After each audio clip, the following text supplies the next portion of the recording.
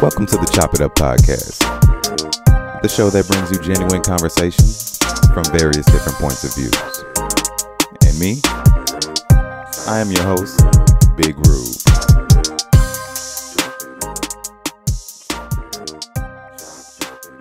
Alright, so today on my show, we have the lovely Phylicia K. Thank you, Phylicia, for being my first guest on the podcast. Definitely, helping me break things in. You want to tell everybody where you from or what town you represent? Hey peoples. I'm definitely glad to be a part of this experience. I go by Phylicia K, and I am from Chi-Town. Wait, we don't even say Chi-Town no more. I'm from Chicago, born and raised, low end all day from Inglewood to Bronzeville. And I'm just a lover of black people. Hey, that's right. So today we're gonna just have a conversation about music. That's the topic that it's gonna be for today. I love music. So I'm glad that you say that. I just want to know, first off, what types of music do you listen to? So until recently, I just got well versed on a lot of different other types of music. I used to just primarily listen to rap, R&B. That was my all-day, everyday go-to. But as I became older, I've definitely started listening to more old school, that Marvin Gaye. I can't even think of the people. I feel so bad. But I mess with the old school. Also, I listen to... I don't know what it's called. It's like I guess some type of new age neo soul jazz type. So a group that would be in this category I'm talking about is called The Internet. You heard of The Internet? Yes, that's more in the alternative kind of. I don't know. Kind of, because neo soul, I feel like is like rap nowadays. Where neo soul has branched off into kind of subdivisions, because you have some R&B-ish type, more R&B-ish type neo soul sometimes, and then sometimes you have more hip hop-ish type neo soul. What do you call it? Eclectic soul? Like, that might be it because like lately, when you go through these different platforms, I have Tidal. I listen to Tidal, and I see the different playlists that they have, and they describe the different type of music, and so I remember seeing eclectic being in one of the descriptors. But yeah, so definitely people like The Internet. Then it's another young man. Well, I don't even know if he's a young man or a group, but he's called Beat Sampras, and he's like a R&B, soul, jazz.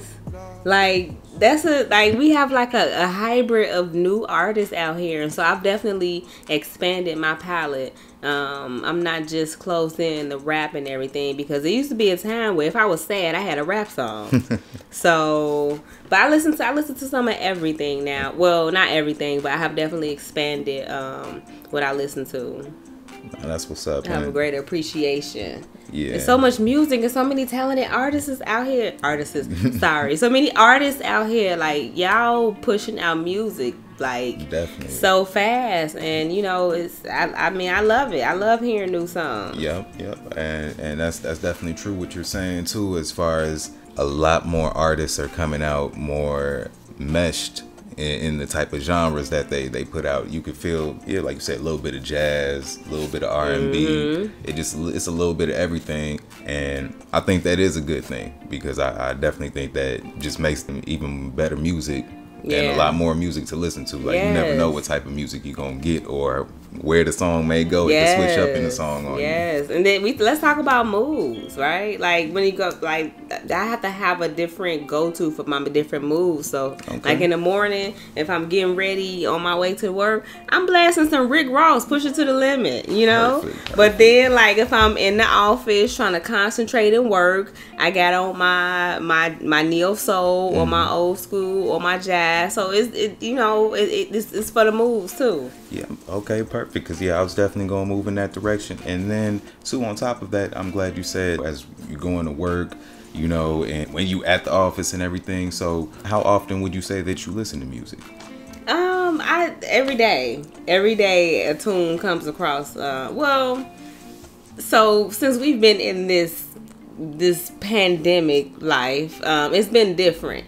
And so typically I would listen to music every day, especially, you know, my main thing would be going to work and coming from home from work in the car and everything. And so, but as far as now, like since I'm at home, I don't have like that radio. I don't have a radio to just listen to. I just got my phone and, you know, Tidal and, you know, maybe YouTube here and there. So it's not as in front of me like it used to be, but when I get into different, when I get tired of watching TV, when I get tired of binge watching, or I get creative sometimes, and I do, you know, I might paint, or, you know, if I'm doing my hair, if I'm doing an activity that's going to take a long time, I'm throwing some tunes then too. So right now it's more situational music. Like I listen to it with different situations, but it hasn't escaped me at all. And I failed to mention another genre that I have gotten into is meditation music. Okay. Yes, I love a good meditation track. So that's just something I wanted to throw in there too, as far as moods and everything. Okay, so yeah, you definitely seem that you have a variety of music, musical taste, and it seems like it's continuing to grow. Now, I just have a question. Can you recollect on the first song that you can ever remember hearing on the radio? I don't know why this just came to mind, but you said first song. So, I had to be a little girl. I was, it was like probably in the middle of the night. My dad used to listen to WHPK. It was an old school rap station. And I remember he was listening to the song. I don't know who sang it or whatever, but the chorus, the dude was saying, "Blue flowers, blue flowers." So, I mean, I don't know what song was that, who artist was that, what that song was about, but that was like one of the first tunes and choruses I can remember. I used to be awakened by music. By my dad used to listen to that old school rap station, and that was my mom didn't like it, but hey, it was just on to me, you know. So I think that may have influenced my my deep like love for rap and hip hop and trap and all that stuff. Okay, perfect. Yeah, we definitely going dig deeper into that. Now, just another question as far as on the song, you know, Blue Flowers. Now, do you remember if listening to this song, did it give you any feelings? Do you remember having any feelings or any thoughts that came to mind when this song was playing? Well, it was in the middle of the night. It woke me up. So before I heard the song initially, before it woke me up. So in so many ways, it was like in a dream state. Okay. So dream state, woke up, hear the song, and, you know, I don't know. That's just like, yeah, I was very, very young, like very young. Had to be at least, you know, I guess when we start remembering our memories, at least 5. Mm-hmm. You know, as you said, you think that this might have been what helped influence you in your liking for rap music. Now, I guess what was the first rap song that you could remember? You remember in the lyrics too? Mm-hmm. So I remember, Flavor in Your Ear. That was one of the, so when I got a little older and I started getting my own CDs and tapes, Craig Mack, that cassette was one of the first things that I got. First, you know, piece of artist work that I got. And that song, I remember that song. Like, I can't rap it now, but I know back in the day I was going hard at it because that was the only music that I played back to back 24/7. It was that and the remix. Like, here comes a brand new flavor in your ear. Crack a new flavor in your ear. I'm kicking new flavor in your ear. I'm kicking new flavor in your ear. So, yes. Now, would you say that you share the same type of music or same taste in music as most of your friends? Yes. Yes. Okay. Yep. Now, do you think that music played any part in the friends that you've had in your life? You know what? So I take that back. So my friends, we do share taste in music. However, I would say most of my friends listen to more R&B than I listen to. And so as far as playing a role, yeah, they would introduce me to some new R&B artists. And I would, I would take some time and, listen to those people. And, we would, like, talk about the songs or the lyrics or, like, oh, look what he said. Or I remember, when some songs used to come out back in the day, we used to talk about, like, would you do that? Or how you feel about that? Or what, you know what I'm saying? So, you know how artists be putting, situations in songs and stuff. So we would just make conversation about it, too. So, yeah. I remember, the Ashanti songs and, Missy songs we would definitely converse over. Okay, that's interesting. Now, do you have any siblings? Yes, I have one older brother. Okay. Do you think he might have played any role in your influence for in your love for rap music also? Absolutely. Let me tell y'all, look, I'm letting this secret out the bag, man. Child, every childhood, sibling got some things between them. So my brother, he used to actually invest in the real CD. Like he used to, go to the CD stores. What you have FYE Records and Ford City and all these other stores. He used to buy the records because he wanted the pamphlet and everything. Yeah. I'm like, okay, you cool, bro. See, I got you. So when he wasn't looking, I used to take his and dub it for mine. So he definitely played a role because I was able to, listen to the fire music that he was getting. It's okay. Don't feel bad about that because, I used to, I got an older sister and she used to be into a little bit of rap. So I used to go ahead and anytime that I would catch a rap CD in her mix, trust me, I was copying that. Yeah. Definitely copying that. Yeah. We got into it a lot over that. But I'm like, look, it's going to happen. Let's just create a system. He wasn't going. I understand. It's like he wasn't losing no money. He already bought the CD. So, but it's okay though. Now, has the type of music that you listen to, probably more so. Well, yeah, since rap is a big influence, and then you say you listen to R&B, would you say that it's played any part in how you view relationships?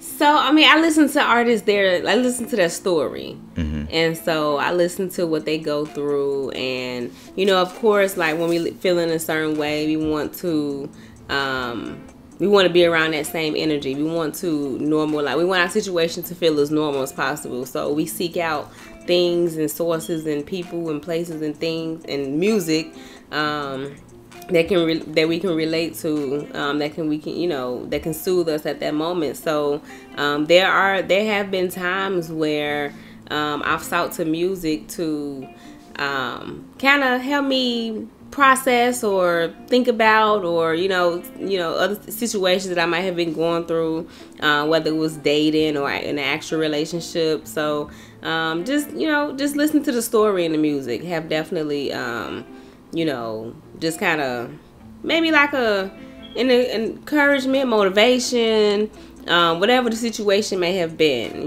just kind of, letting go in a song. Now, have you ever started liking the artist because maybe you were going through something and then you heard one of their songs and you were like, it's the perfect song for this moment, and then you just became a fan and started listening to other I remember going through a breakup and I was really, really on Trey Songz. He has a song called Fumble, and I was like, yes, Trey Songz, you get it. You get what I was going through. He fumbled my heart, Trey Songz. Yes. So, absolutely. Now, have you ever ended up liking a song just because somebody that you liked the song? You know what? I tried. Like, I used to, I appreciate the honesty. I tried, so it was this, I had a friend that was, from down south, and, they listen to different music than us. So they was telling me about some Chop and Screw. I'm like, I'm kind of out of that era, but I'll give it a chance. it didn't stay downloaded for too long on my thing, but I gave it a chance. It just wasn't my thing. Okay, well that's the main thing, that you gave it a chance. So you just realized it wasn't for you. No diss to the chopping people that love chopping screw, but it's just I just couldn't get down with that. I mean, you know, it gets creative, but just I want the regular pace.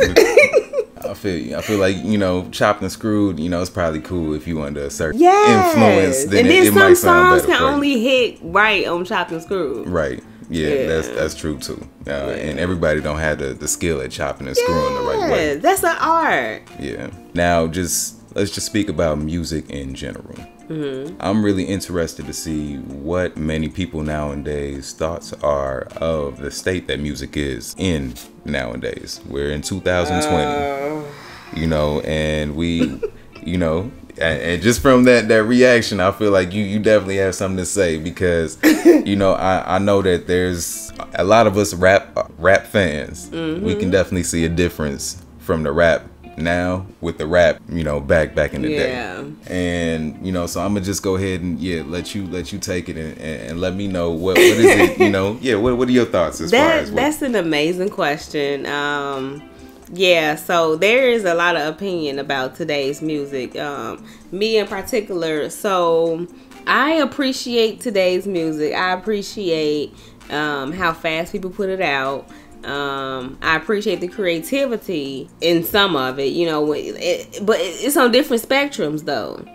Rap is not the same. I grew up on, my faves, Lil Wayne, classic Jeezy, UGK, Okay. What else? Who else I listen to? Outkast. All right. Who else? Some classic T.I. Like, so music is not rap not made like that no more, for real.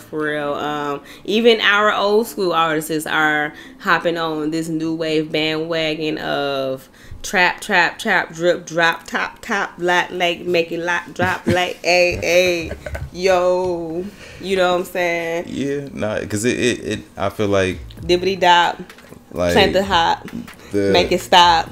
You know, won't drop. That's the problem. Yeah, you know what I'm saying. Like, I agree with you though, because to me, that I feel like that is definitely one of the problems now. You have I think it's an issue that you have too many artists that do sound alike. It's catchy. I ain't dissing. It's just a lot of it. Like I have a cousin. So you know, how old is he? They young. He in that young age. Like what? Between the age of all of them between the age of what 16 and 21. And so all day is Baby, Roddy Ricch, Young Boy Never Broke Again, all they asses. Uzi, I love it. Like I listen to them. No, I listen to them for sure. Like you would definitely catch me bumping them, but I cannot bump continuously. Like I can't play 20 minutes of them. No, but I love it. Like I love the spectrum, but it's different. Like, and that's the main thing right now. You know what I'm saying? Versus those previous artists that I named, that was the main thing back in time. And so, I mean, I guess you can appreciate how we're moving along, you know, and just sit back and listen. Thank God for classics. Definitely. But, you know, definitely agree with you as far as, you know, accepting it. Because I'm not one of those people that say, you know, all this music is garbage or anything like that. I feel like you just have to have a certain type of ear for certain type of music.